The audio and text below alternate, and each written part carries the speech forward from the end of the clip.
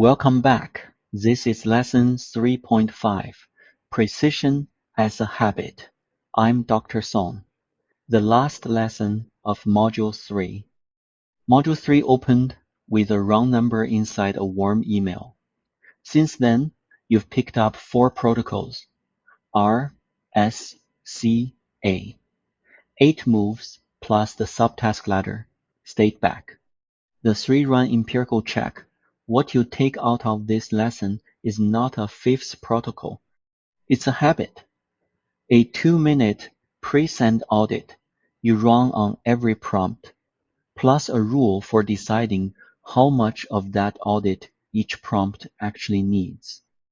Here's the rule no one tells you about protocols.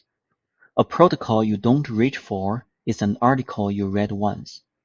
Everything you learned in the last 4 lessons is sitting in your head right now. Without a habit, it stays there. The next time you're on a deadline and you type a prompt into Claude, you will not stop and mentally walk R, S, C, A. You won't run state back. You won't open 3 fresh chats to compare outputs.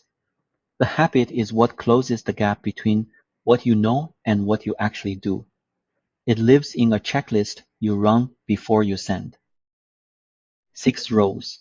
The first 5 map one-to-one to the R, S, C, A failure patterns.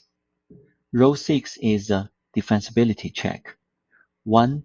Name the period, which quarter, which year, which baseline.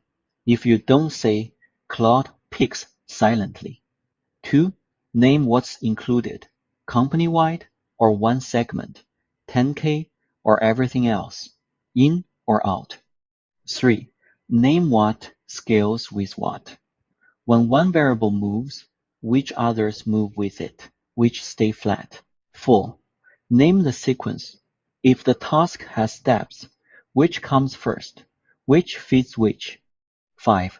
Name the output format, widget, markdown, table with what precision, what units, what sign convention. 6. The defensibility check. For each of the first 5, could I name what I chose, and why, if challenged? If any row's answer is I'd guess, same as Claude would, that row isn't done. Fix it and rerun. Not every prompt needs every protocol. How much audit to run scales with stakes? Casual, a quick fact, low consequence if wrong. Can I live with an undefendable answer here? Yes. Skip most of the checklist. Routine, a first pass email. A draft you'll read again before anyone else sees it. Can I live with it? Mostly. Walk rows 1 through 5 quickly. Skip the 3-run. Important. A document going to a stakeholder, a customer, or a deadline. Can I live with it? No.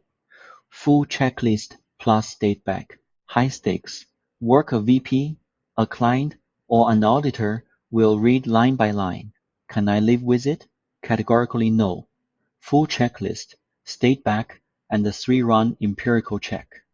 Every choice named, every choice defendable. Here's the pattern that made this rule obvious. A VP asks how the business grew this quarter. Claude can answer that 2 different ways, quarter over quarter or year over year, and the right one depends on what meeting the number is going into. A reviewer downstream will ask which one you picked.